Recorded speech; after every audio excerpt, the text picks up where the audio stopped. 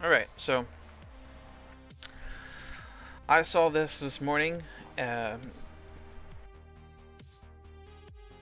Figured I'd just go ahead and give some insight to this because I've been a Unity developer for about 10 years. I use Unity for my games mostly because it's also the engine I learned or that I work with when I develop other pieces of software.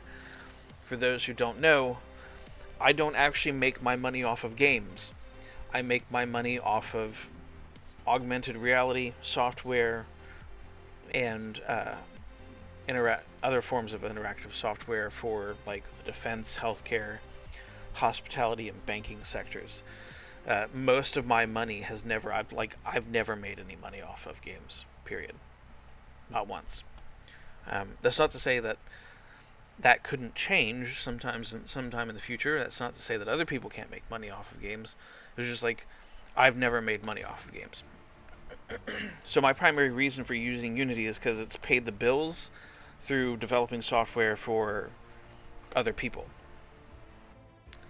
Like one of the jobs I worked on was for the United States Air Force. That's about all I can say. Um, so when it comes to seeing this article and reading through it, there are a few things that stand out. One, I'm surprised Unity waited this long to do any more layoffs because of how poorly the economy is doing here in the United States. People are just spending less money on games. And when they do spend money on games, um, they're going to spend it on smaller games.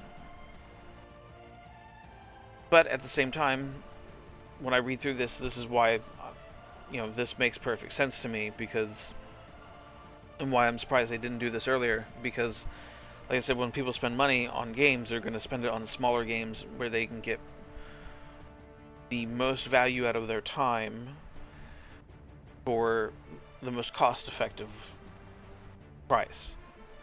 Um, and when I read through this, they're working on advertising products and revenue for their developers, and they're using AI, or they're committing to invest in AI live service features and the industry as a whole. For those who don't know, most of Unity's revenue comes from mobile games with live service features and microtransactions. When you compare the market for mobile games to the market for PC games, they're like as successful as Steam is as a platform. It is my understanding that they don't make anywhere near the kind of money that mobile games makes, or if they do, they're still like they're still struggling to compete with the mobile games market. With that said, um, the commitment to AI is also, one of those things that kind of makes sense. When we look at Google, for those who don't know, and I got this from an insider that I worked with years ago, person that I know who worked at Google in the early days said even back then it was about developing AI. So every time you've done a Google search, you've helped Google develop the data set that they use to develop their AI. So you're talking about almost 30 years of investment, not just from Google, but also from governments into artificial intelligence. And while the laws may change and the government may dictate to you that you can't use AI to make money, you can rest assured that the government will absolutely start using AI to make money because they've literally helped pay for it. Um, so the commitment to live services and AI is one of those things where, like, mobile games are their primary source of income, not PC games, and AI has been around for almost 30 years and it's not going away because too many people have put too much money into it. Then on top of that, live service games and regular games fail at about probably the same rate, as far as I can tell. However, when live service games succeed, they don't make $20 million in 1 month and then money trickles off. They continue to make money. Destiny 2 Apex Legends, Fortnite, Final Fantasy 14, World of Warcraft especially. Like, World of Warcraft came out in 2004.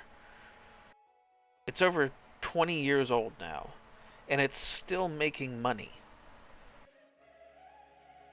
Stupid amounts of money, in fact. And, and actually, just recently they sold a $90 dinosaur as a mount. And it apparently made $15 million. A mount in World of Warcraft made as much money as a regular game makes at launch, as a survival game made at launch on Steam. And the game I'm referring to is Valheim. Valheim in its first month, as far as I understand, made about $20 million. World of Warcraft made that from a single asset edition.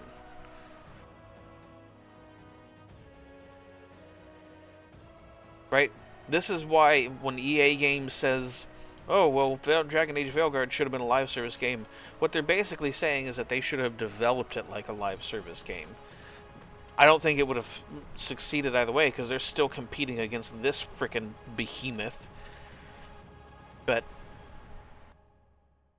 the difference between live service games that succeed and single player games and survival open world crafting games that release on Steam is like there's no comparison here. There's just no comparison. These are games. These games here are proven platforms that require very little effort to add new things to, versus creating a brand new game from the ground up every single time you want to release something.